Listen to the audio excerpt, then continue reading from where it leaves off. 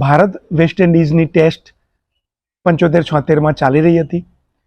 પહેલા બોલથી બધા સાથે મળીને એનો આનંદ લઈ રહ્યા હતા. ક્લાઇવ લોયડે બેવડી સેન્ચુરી મારી એટલે હર્ષદે ધીમેથી મને પૂછ્યું, આ લેફ્ટી છે? અને મેં સત્તાવાર જાહેરાત કરી હર્ષદના પ્રશ્નની, પછી તો મેથી પાક મળવાનો જ છે. પરંતુ આપણે રોજે રોજ કે અનેક વાર હર્ષદની માફક જ બુદ્ધુ સાબિત થતા રહીએ છીએ. દર્દીને મેં પૂછ્યું હોય કે રાત્રે કેટલા વાગે સૂવો છો, અને થોડી વાર એને ફરી પૂછું કે ક્યારે સૂવો છો, પછી યાદ આવે.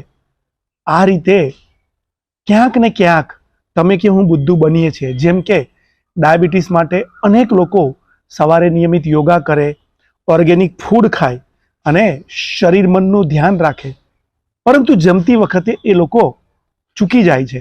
જેમ કે આપણું અડધું ખાવાનું મોઢામાં પચે છે, મતલબ અડધું પેનક્રિયાસ મોઢામાં છે.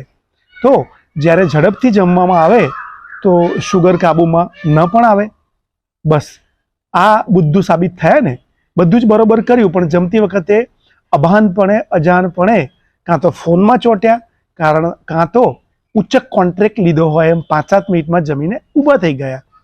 એવું જ પોતાના વ્યાપારનું છે. ડાયટમાં યોગામાં તો ધ્યાન રાખ્યું, પરંતુ કામનો વ્યાપ એટલો કરી દીધો કે બધું ધ્યાન પાછળ સમય આપવા છતાં ઊંઘમાં ઊંડાણ નથી, કારણ કે બધું ફેલાવી દીધું છે ને. તો માર ખાઈ ગયા ને. ન કેવળ sugar, diabetes, blood pressure, thyroid, બધું જ.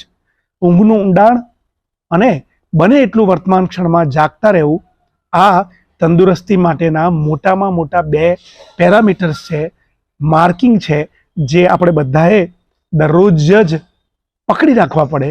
નહીતર આપણે અનેક જગ્યાએ બુદ્ધુ બનીએ છીએ એમ આપણી સાથે પણ બુદ્ધુ બનતા રહીએ અને બનતા રહીશું.